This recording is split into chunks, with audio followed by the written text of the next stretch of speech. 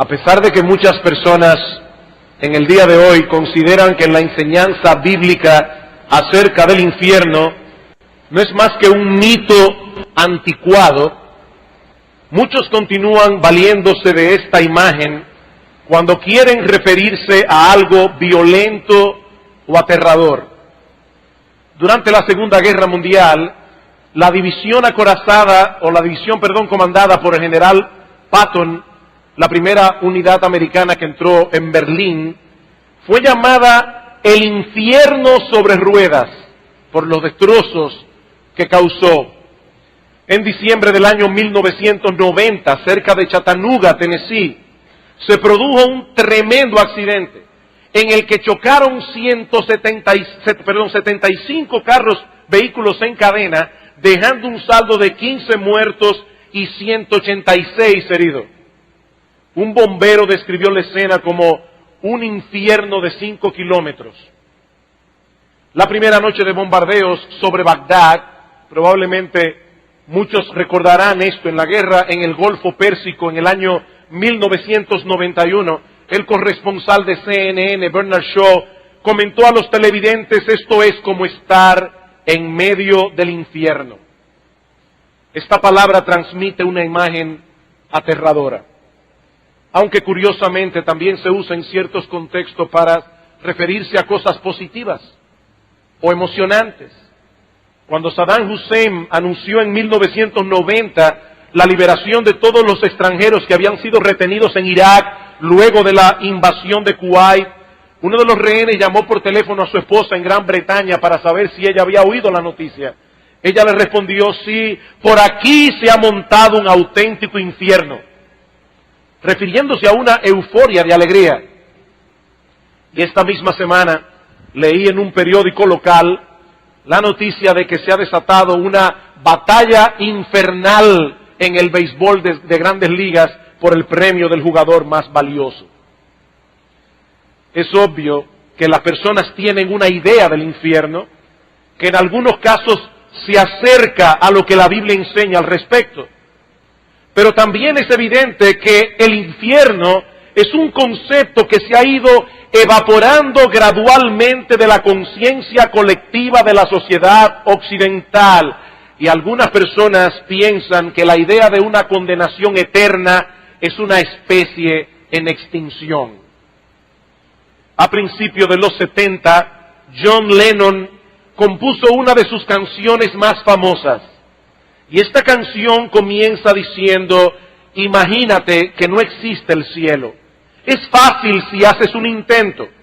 Sin un infierno bajo nuestros pies y sobre nosotros solo el firmamento. Imagínatelo. Sin cielo y sin infierno.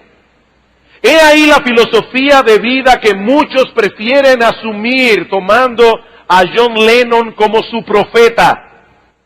De la nada venimos y a la nada volveremos, y entre una nada y la otra debemos procurar sacarle el jugo a esta vida, porque esto es todo lo que hay. Pero ¿es realmente así? ¿Es realmente así que después de la muerte física no hay nada más? Sí se puede hacer el intento y tratar de imaginar que no existe el cielo ni el infierno, haciéndole caso omiso a las contundentes enseñanzas de Cristo y a la Biblia en general. Pero mi amigo, el problema es que nuestra imaginación no puede fabricar una realidad distinta de la que hay. Las cosas no son como yo quiero imaginármelas, las cosas son como son.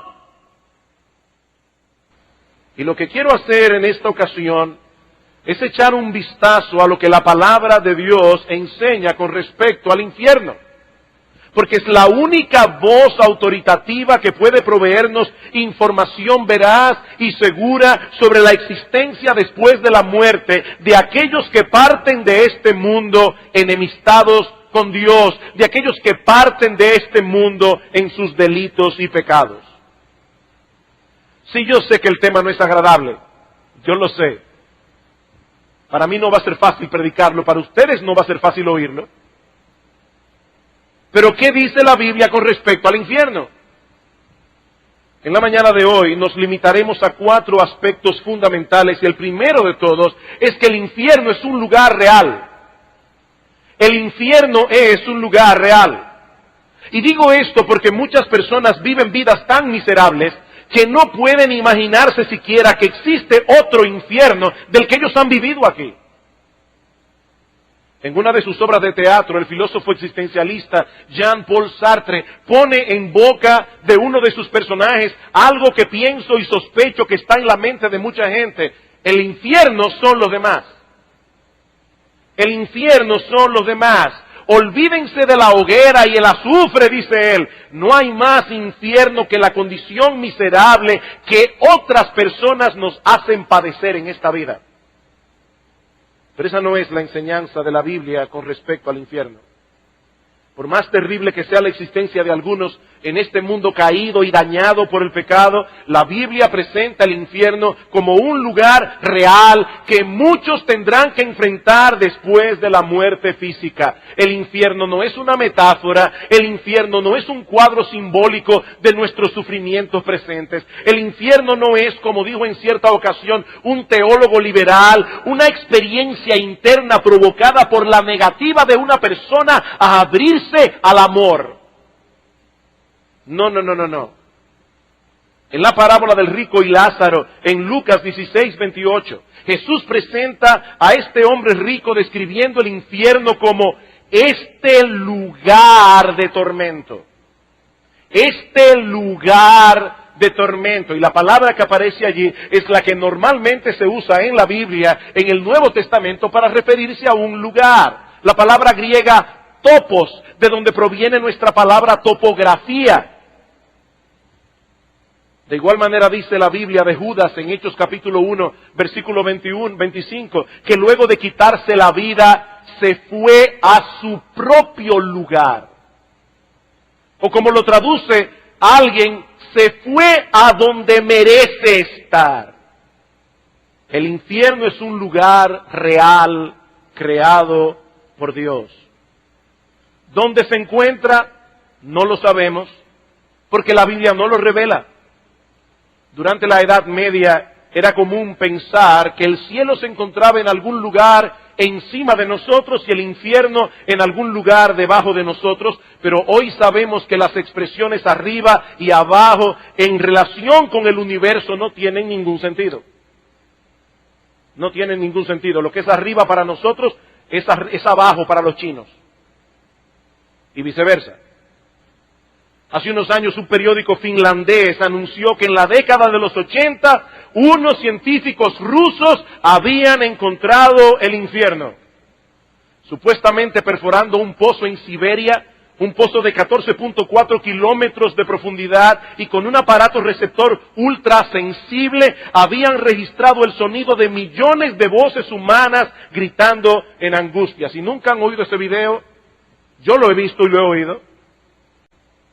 Según este grupo de científicos, también registraron que en ese lugar había una temperatura estimada en 1100 grados Celsius, unos 2000 grados Fahrenheit. Por supuesto, habría que preguntarse cómo los aparatos de grabación pudieron resistir una temperatura semejante.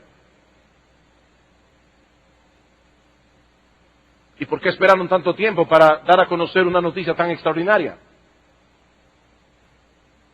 No, eso es un engaño muy elaborado.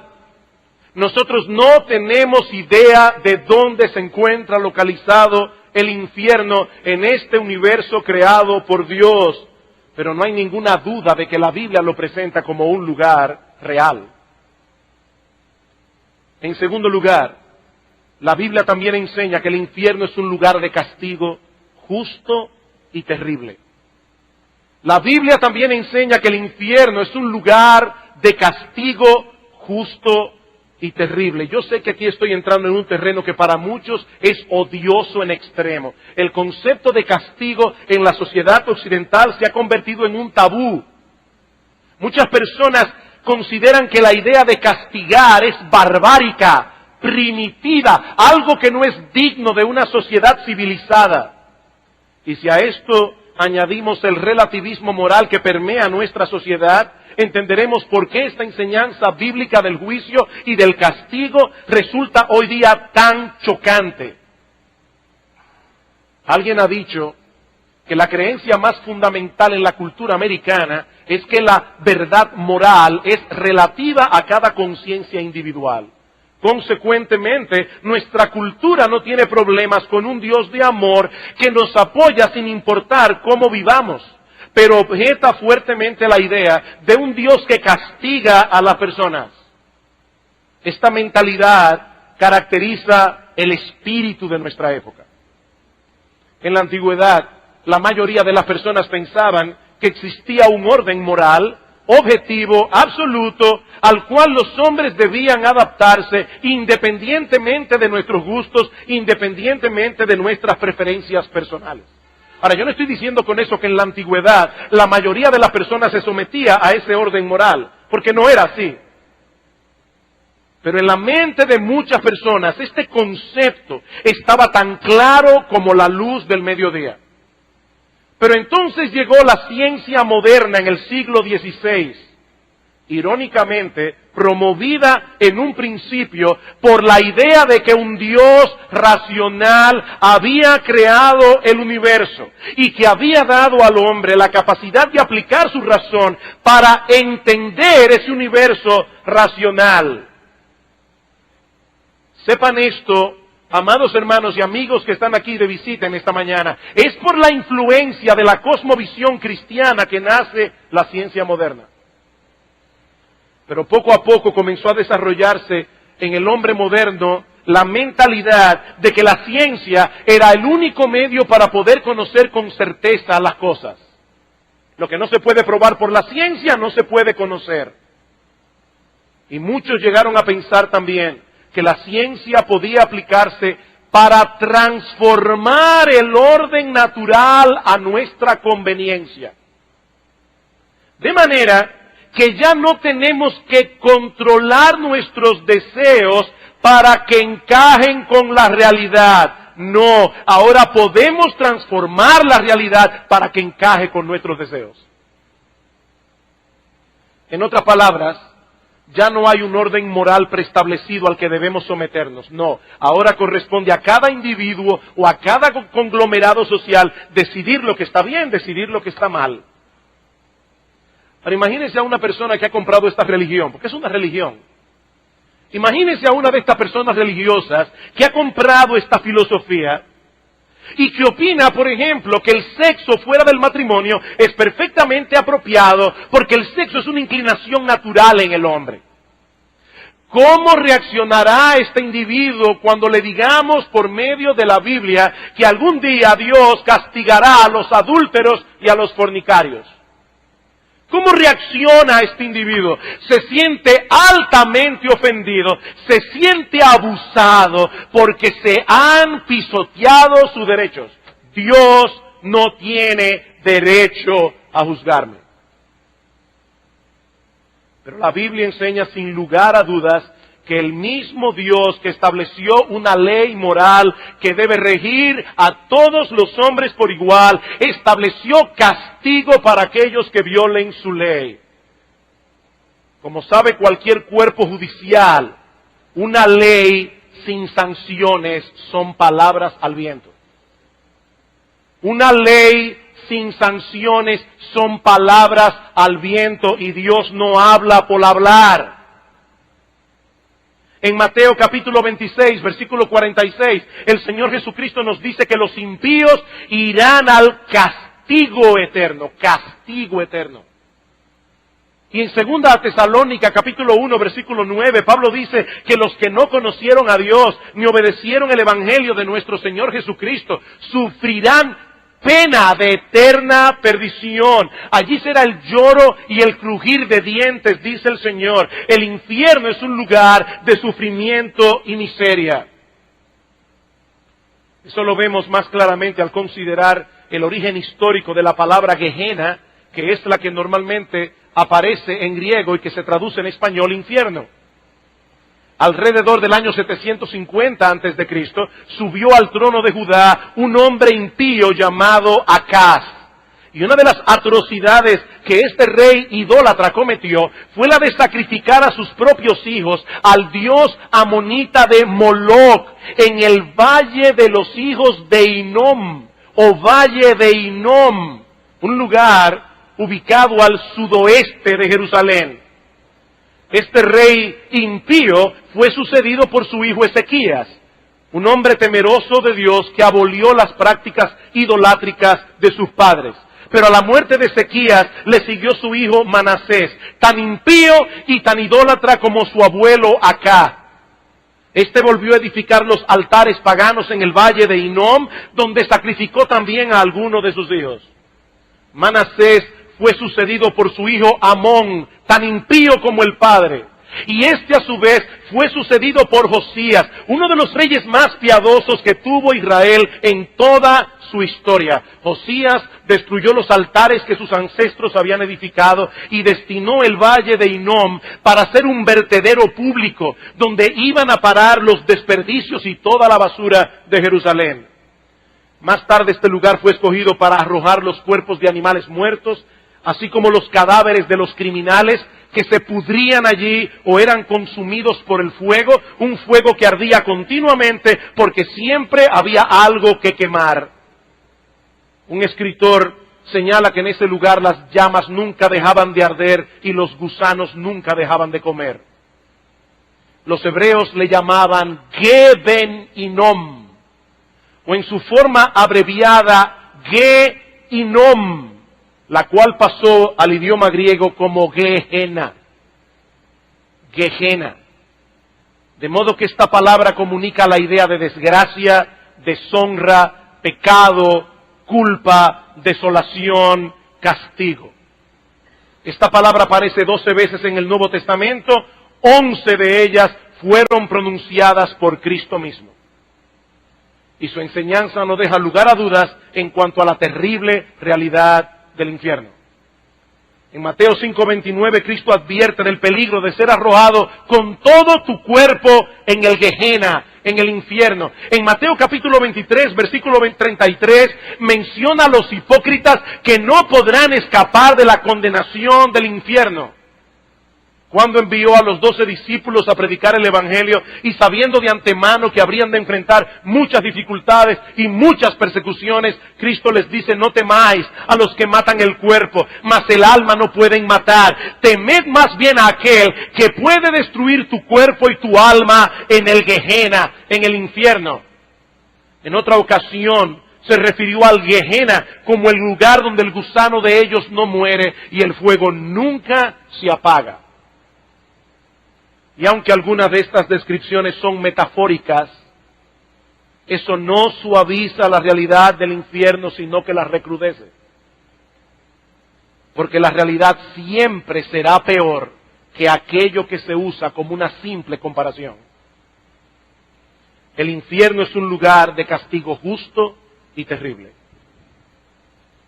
Como vimos la semana pasada, la Biblia nos revela un Dios perfectamente bueno, pero también como un ser perfectamente santo, perfectamente justo, un Dios que de ningún modo tendrá por inocente al malvado, un ser que es indiferente a la maldad, que es indiferente a la injusticia, no es bueno en ningún sentido.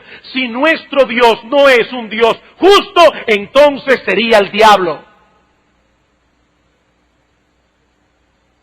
Y como criaturas creadas a su imagen y semejanza, todos nosotros aquí podemos entender ese concepto, por más que algunos se empeñen en sacarlo de sus mentes y de sus conciencias. Nosotros fuimos creados a la imagen de Dios y tenemos un sentido moral en nuestro corazón, tenemos una conciencia que nos dice a voz en cuello que el mal debe ser castigado y lo justo debe ser recompensado.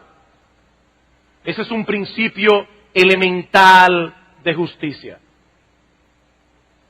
Como yo decía hace un momento, las leyes sin sanciones son palabras al viento.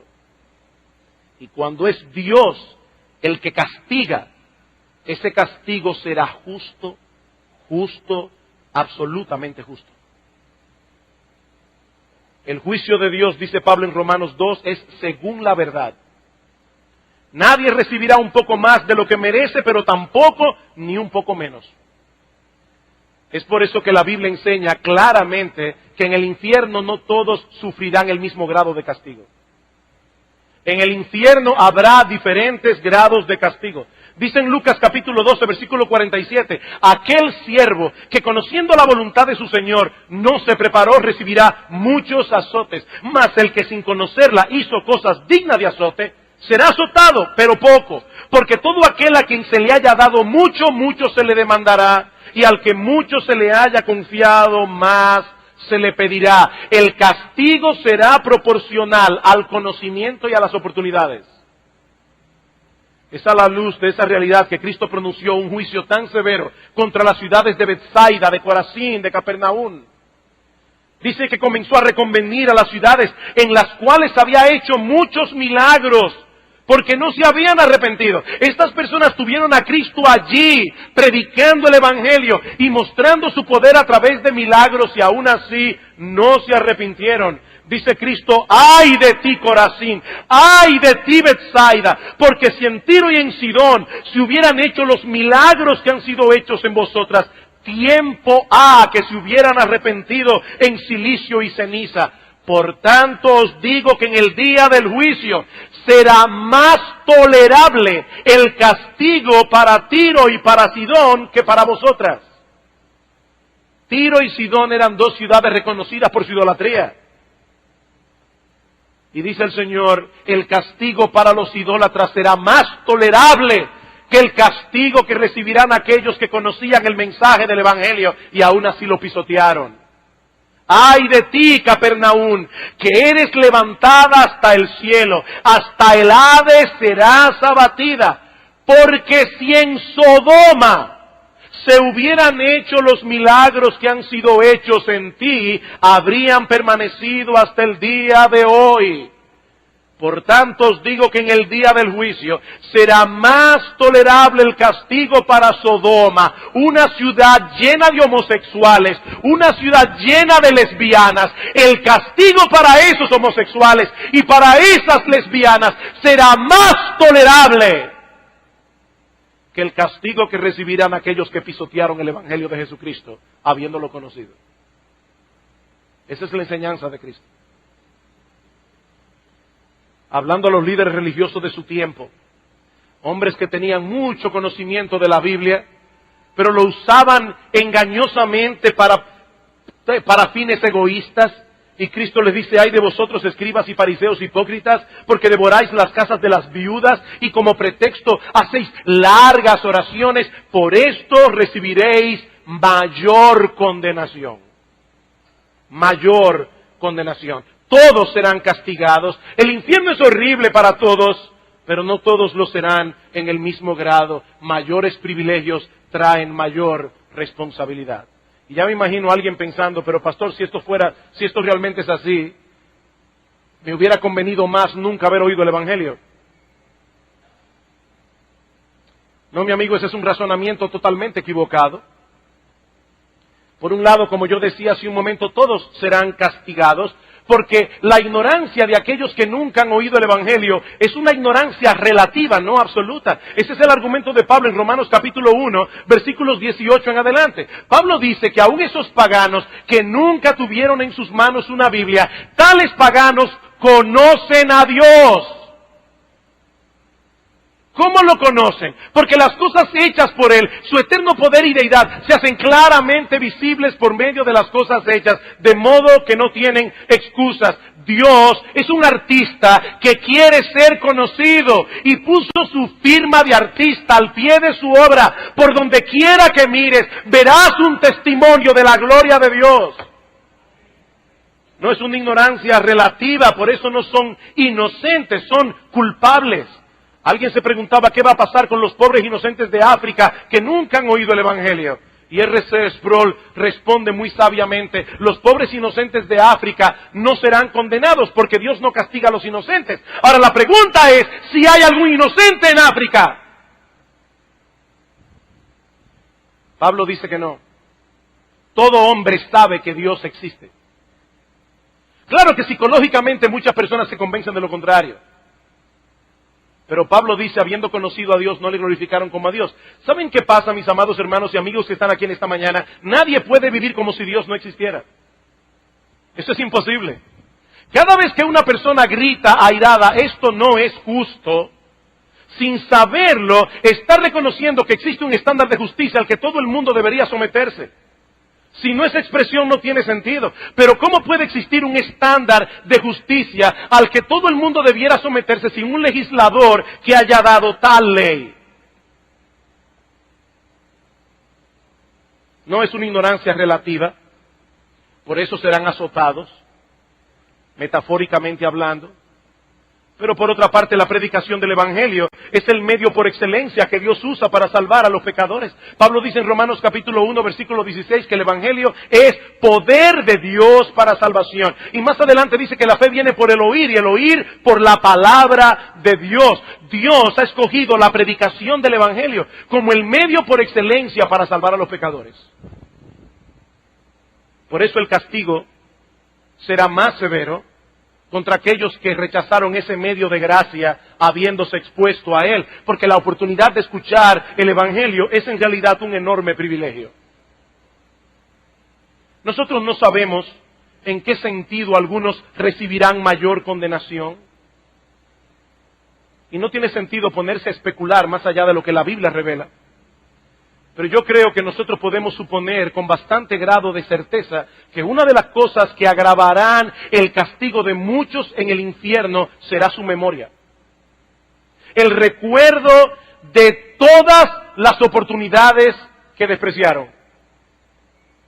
El recuerdo de tantas predicaciones, el recuerdo de tantos devocionales familiares, el recuerdo de tantas oraciones paternas, aún con lágrimas, eso agravará sin duda el remordimiento de millares y millares de los condenados en el infierno. ¡Oh, si hubiese hecho caso! ¡Oh, si hubiese venido a Cristo en arrepentimiento y fe, cuando todavía podía hacerlo! Pero el día llegará cuando toda oportunidad se perderá para siempre. Y eso nos lleva a nuestro próximo encabezado. Y es que el infierno es un lugar de castigo eterno. El infierno es un lugar de castigo eterno. Y aunque yo no voy a repetir todo lo que dijimos en el sermón anterior acerca de la justicia de Dios al castigar eternamente los pecados que se cometen en el tiempo, solo quiero recordar dos cosas. Primero, que los crímenes que no se castigan, que los crímenes no se castigan tomando en cuenta el tiempo que lleva a cometerlos. Como yo decía la vez anterior, ni siquiera la justicia humana actúa de esa manera. Un segundo es suficiente para apretar el gatillo y cometer asesinato. Un segundo. 10 años puede llevarle a un individuo tramar un engaño para robarle todo lo que el otro tiene.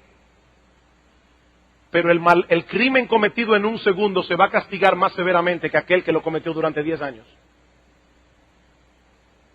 Lo que se toma en cuenta al imponer un castigo no es la cantidad de tiempo que lleva a cometerlo, es la dignidad del ser que fue dañado u ofendido con el crimen. Imagínense por un momento cualquiera de estos niños que están aquí sentados en esta mañana, que de repente un día el padre los ve pisoteando un gusano. Y el padre le dice: niño, mi hijo, no seas cruel, ni siquiera con un gusano, a menos que ese gusano estuviera en un lugar inconveniente. Pero yo no me imagino a ese padre llamando al niño y diciéndole: ¡oh, tú perverso! ¡Qué cruel eres! Maltratando a ese pobre gusano. No. Ahora, si el padre viera a ese mismo niño maltratando al gato de la casa, probablemente la reacción sería diferente. Porque un gato no es lo mismo que un gusano en nuestra mentalidad. Nosotros le asignamos un valor diferente. Ahora, si el padre encuentra a ese niño torturando a uno de sus hermanos, entonces la situación sería 1000 veces peor. El problema del pecado es que se trata primariamente de una ofensa contra Dios. Y Dios es infinitamente digno de ser adorado, infinitamente digno de ser obedecido. Todo pecado que el hombre comete contra Él merece una pena infinita. Todo pecado. Pero por el otro lado tenemos que tomar en cuenta que cuando los pecadores vayan al infierno, seguirán dañados en sus corazones, ahora sin el freno de la gracia común de Dios, y seguirán pecando y blasfemando y aborreciendo a Dios con toda su alma por los siglos de los siglos. Y por lo tanto mereciendo condenación por los siglos de los siglos. Mi amigo, no te engañes, si hay algo que la Biblia enseña con toda claridad, es que el castigo del infierno es eterno. Cuando dice Cristo en Marcos capítulo 9, versículo 46, que en ese lugar el gusano de ellos no muere y el fuego nunca se apaga, es obvio que se está refiriendo a un castigo que nunca termina y a un castigo que se sufre de manera consciente. Nosotros no sabemos a qué se refiere Cristo cuando habla del gusano, porque evidentemente no se está refiriendo a gusanos reales. Es una metáfora. Por eso dice el gusano de ellos. Y muchos teólogos entienden que se refiere a la conciencia. Esa conciencia corroyendo al pecador por los siglos de los siglos.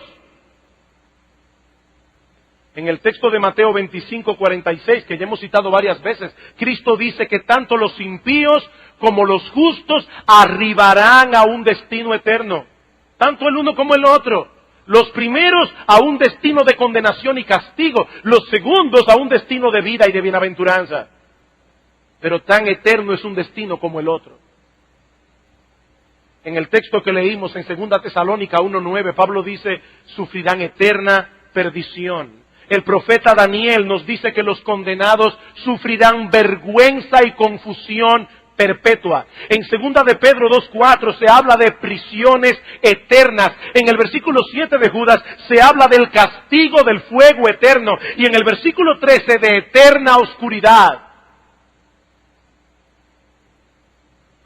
Dios se empeñó en dejar señales claras de advertencias para que no hubiese ninguna duda al respecto. El castigo del infierno es eterno.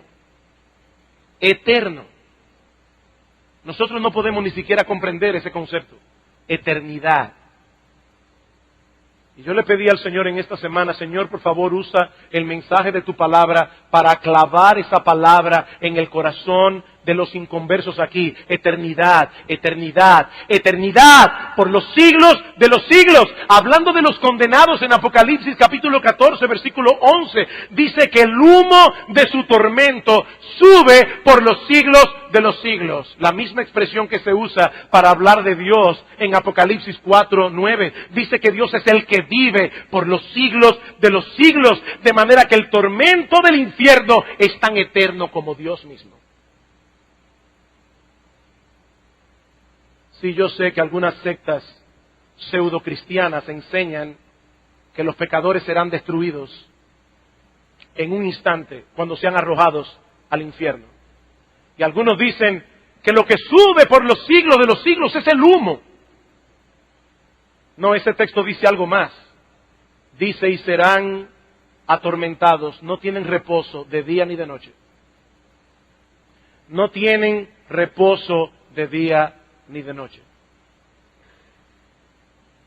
Queridos hermanos y amigos que están aquí en esta mañana, por más duras que suenen estas palabras, es imposible evadir la enseñanza de la Biblia al respecto. El infierno es una terrible realidad. Tan terrible que Dios el Hijo se hizo hombre para sufrir el infierno en la cruz del Calvario y así poder proveer al hombre salvación gratuita por medio de la fe. Pero aún hay algo más. Y es que el infierno fue preparado para el diablo, para sus ángeles y para todos aquellos que decidan seguir sus caminos. Para todos aquellos que mueran con su puño alzado contra Dios. Alguien decía en un tono de burla blasfemo que el infierno estará lleno de gente interesante. El infierno estará lleno de gente interesante. Recuerdo en mis primeros días como cristiano predicando el Evangelio en la universidad que un burlador me dijo algo similar. Y fulano va a estar en el infierno. Entonces fulana, tal actriz, estará en el infierno. Pues allí donde yo quiero ir. La Biblia lo plantea de otra manera. Mi amigo, la Biblia lo plantea de otro modo. Cristo habla del infierno como un fuego preparado para el diablo y sus ángeles. El infierno es un terrible lugar preparado especialmente para criaturas demoníacas. Ese es su destino. Y es interesante notar que esto es algo que los mismos demonios conocen. En cierta ocasión Cristo visitó una sinagoga y había allí un hombre endemoniado que de inmediato comenzó a dar voces diciendo: ¡Ah! ¿Qué tienes con nosotros, Jesús Nazareno? ¿Has venido para destruirnos? Y en una situación similar en Lucas capítulo 8, versículo 31, dice que los demonios le rogaban al Señor que no los enviase al abismo. Ellos conocen perfectamente cuál es el destino que les espera, pero como no tienen un átomo de bondad, tratan de llevarse consigo al mayor número de personas a través del engaño y de la seducción. De manera que ese horrible lugar que fue originalmente destinado, diseñado para el diablo y sus ángeles, recibirá en su seno a todos aquellos que decidan seguir los caminos del diablo en oposición a los caminos de Dios. Apocalipsis capítulo 21, versículo 8. El apóstol Juan viene describiendo lo que será la gloria del creyente en el cielo.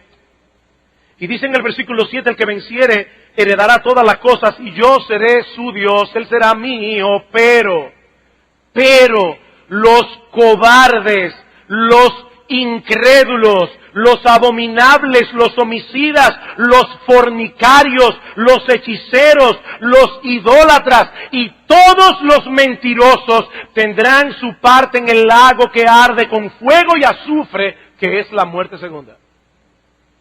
He ahí las personas interesantes que encontrarán los impíos en el infierno.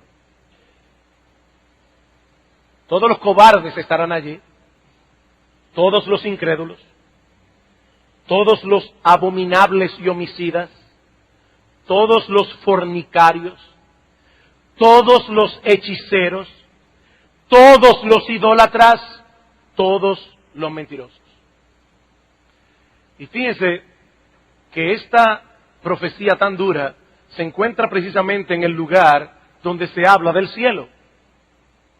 El cielo es un lugar donde los santos disfrutarán de la presencia especial de Dios por los siglos de los siglos. Es en ese contexto que se escribe Apocalipsis 21:8. El paraíso perdido en el huerto del Edén vendrá a ser el paraíso recobrado por la obra redentora de Cristo. Pero es precisamente esa presencia especial de Dios la que los pecadores rechazan con todas las fuerzas de su ser. Por eso decíamos el domingo pasado, citando a C.S. Lewis, que al final de cuentas solo hay dos tipos de personas en el mundo. Aquellos que dicen a Dios, hágase tu voluntad, y aquellos a quienes Dios dirá al final de sus días, hágase tu voluntad. Me rechazaste con todas las fuerzas de tu ser. Oíste mi llamado de gracia una y otra vez. Pisoteaste el Evangelio y con él la sangre preciosa de Cristo.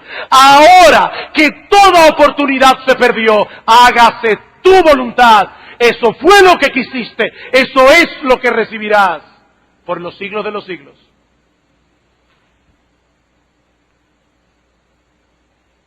Y por favor no piensen que el infierno solo está lleno de criminales, de alcohólicos, de drogadictos, de fornicarios, de adúlteros, porque no es verdad. En el infierno habrá también mucha gente decente y moralista, que por estar confiando en sus propias obras, por estar confiando en su propia justicia, también desecharon el Evangelio de gracia de nuestro Señor Jesucristo. ¿Recuerdan la palabra del apóstol Pablo en 2 Tesalonicenses capítulo 2, versículo 8? Pablo dice allí que los que no obedecieron a Dios, no conocieron a Dios, ni obedecen el Evangelio de nuestro Señor Jesucristo, sufrirán pena de eterna perdición. ¿Cuál fue el pecado allí? No recibir por fe el Evangelio de gracia. Por eso Cristo le dice a Nicodemo, un hombre decente, un hombre moralista, Nicodemo, el que no naciere de nuevo, no puede ver el reino de Dios. El que cree en el Hijo de Dios tiene vida eterna, dice en Juan 3:36, pero el que rehúsa creer en el Hijo no verá la vida. No importa qué tan decente, no importa qué tan popular sea en la alta sociedad. Cristo dice, el que oye mi palabra y cree al que me envió tiene vida eterna. Y no vendrá a condenación, mas ha pasado de muerte a vida. ¿Quiénes? Los que se guardan de adulterio, los políticos que no son corruptos, los que no roban lo que no les pertenece, no. Los que escuchan mi palabra y creen al que me envió. He ahí, en una forma bien resumida, algunas de las enseñanzas más importantes de la Biblia acerca del infierno. El infierno es un lugar real, el infierno es un lugar de castigo, el infierno es un lugar de castigo eterno, el infierno fue preparado para el diablo, para sus ángeles, pero también irán a parar allí todos aquellos que murieron en sus pecados, enemistados contra Dios. Indudablemente se trata de una doctrina difícil de asimilar, aún para nosotros los creyentes. Aún para nosotros los creyentes. ¿Saben por qué? Porque nosotros no tenemos un concepto adecuado de la horrible naturaleza y culpabilidad del pecado. Y mucho menos tenemos una idea, ni siquiera aproximada, de la magnificencia de la gloria de Dios. Como dice el teólogo Charles Hodge, somos jueces incompetentes para juzgar la penalidad que el pecado merece. Somos jueces incompetentes para juzgar la penalidad que el pecado merece. Alguien decía que si una persona tuviese un concepto adecuado del pecado, no se extrañaría de que Dios envíe pecadores al infierno. De lo único que se extrañaría es de que Dios lleve a pecadores perdonados al cielo. Si nosotros pudiéramos ver por un instante el infierno desde la perspectiva de Dios, ¿qué veríamos? Si nosotros pudiésemos ver el infierno desde la perspectiva de Dios, ¿qué veríamos? He aquí a un Dios glorioso, santo, todopoderoso, digno de toda gloria, de toda magnificencia. Y ese Dios decide crear. Y entre todas las criaturas que Él hace al hombre, y solamente al hombre, a su imagen y semejanza. Un ser que tiene intelecto, un ser que tiene emociones, un ser que tiene raciocinio, un ser que puede interpretar los hechos. Y Dios se encarga de hacer una creación lo suficientemente maravillosa como para que no hubiese dudas en cuanto al hecho de que fue Él que la hizo, y le dio al hombre la capacidad de entender esa evidencia. Pero ese hombre también era un ser libre, porque Dios hizo a un ser capaz de amar, y un ser que no fuera libre, un ser que no tiene opción, es una máquina, no es una persona. Y ese ser libre, en su libertad, escoge el pecado, escoge seguir la mentira del diablo, escoge voluntariamente darle las espaldas a Dios. Y de inmediato ese Dios comienza a revelar a través de las Escrituras su maravilloso, extraordinario plan de salvación. En el mismo huerto del Edén, Dios le dice al hombre y a la mujer que habría de nacer uno de la raza humana que habría de aplastarle la cabeza a la serpiente antigua que se llama Diablo y Satanás. Y ese Dios comienza a enviar profeta tras profeta, tras profeta, tras profeta. Finalmente la Biblia queda escrita, un libro perfecto de principio a fin, sin errores de ningún tipo. Y finalmente ese Dios envía a su propio Hijo, el Dios encarnado, la segunda persona de la Trinidad, para que sufra en la cruz el infierno que sus criaturas rebeldes merecen. Y ahora ese Dios, durante 2000 años, ha estado enviando a sus siervos, muchos de los cuales han tenido que sufrir vergüenza, vejación, persecución, para predicar este glorioso evangelio, este glorioso mensaje de salvación. Y para colmo, Dios ha puesto en el corazón de cada hombre una conciencia, un tribunal moral. Y aún así, algunas personas se mantienen hasta el final de sus vidas, como dice Pablo, deteniendo con injusticia la verdad. ¿Y es Dios injusto por enviarlos al infierno? Sí, esta es una enseñanza difícil de asimilar, pero sería una inmensa crueldad de nuestra parte dejar de advertir al pecador del terrible destino que les espera si mueren en sus pecados, por el temor de que no nos vean como fanáticos y como irracionales. Eso sería una crueldad. No es casualidad que Jesús hablara del infierno más que nadie. No es casualidad que Él presentara esta doctrina en una forma tan vívida y tan aterradora. No es casualidad. Y es que nadie conocía como Él los horrores del infierno. Horrores que hicieron necesarios su encarnación y su muerte en la cruz del Calvario. ¿Saben por qué Jesucristo habló tanto del infierno? ¿Saben por qué lloró sobre Jerusalén? Precisamente porque Él vino a buscar y a salvar lo que se había perdido. Y nadie será salvo sino hasta que vea el terrible peligro en que se encuentra. Mi amigo, el infierno es una realidad aterradora de la que debes procurar escapar cuando todavía puedes hacerlo. Pero mi amigo, es mi deber decirte que esa oportunidad es ahora.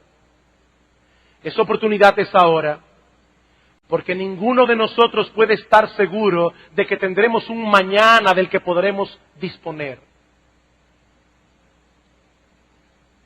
Yo no puedo imaginar siquiera cómo será ese instante, ese momento en que un pecador traspasa el umbral de la eternidad, y ese instante, ese momento en que repentinamente se da cuenta de que toda esperanza de salvación ha terminado por siempre.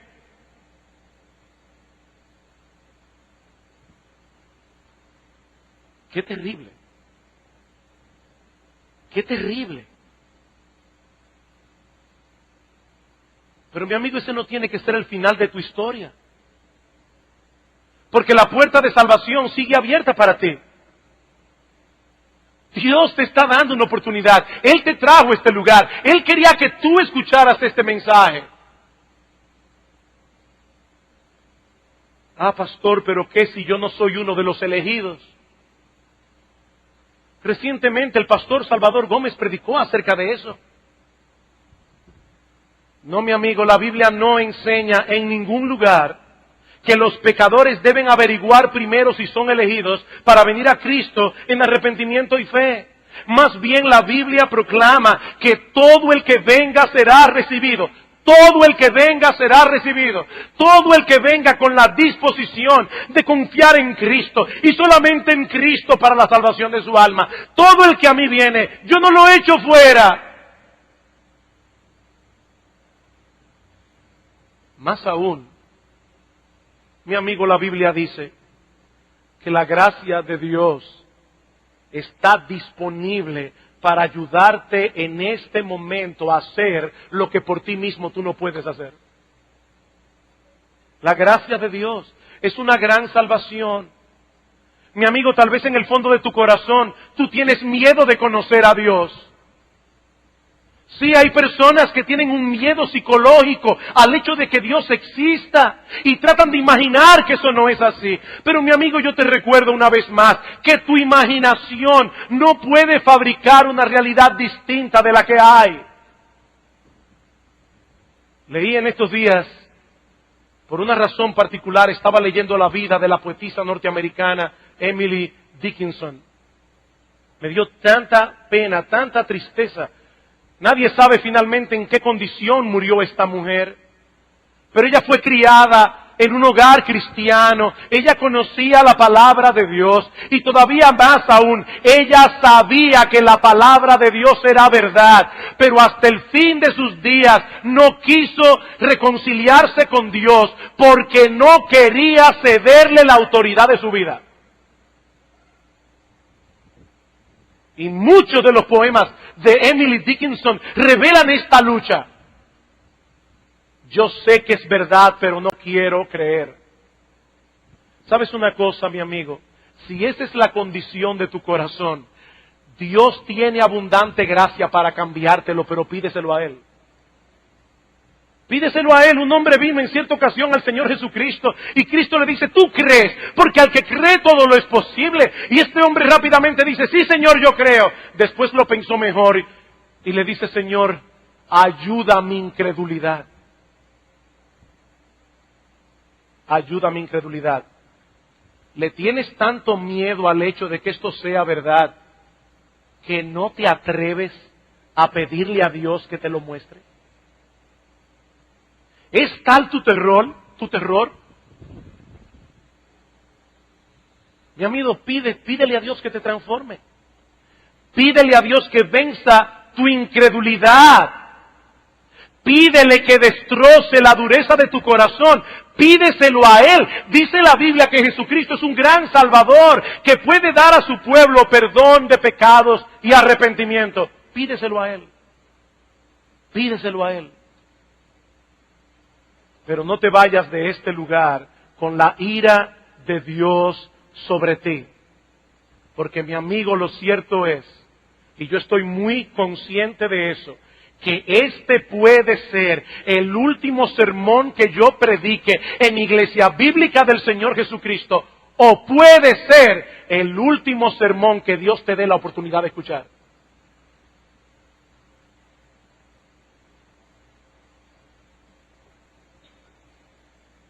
Que Dios tenga misericordia. Que Dios tenga misericordia. Vamos a orar. Oh Padre nuestro que estás en los cielos, Señor y Dios Todopoderoso, pensando en el infierno, no podemos dejar de ver que ciertamente es un lugar horrible. Pero tampoco podemos dejar de ver que el Dios del cielo estuvo dispuesto a sacrificarse a sí mismo para que los hombres pecadores no tengan que ser arrojados en ese horrible lugar. Señor, usa tu palabra en esta mañana. Más allá de lo que nosotros podemos hacer,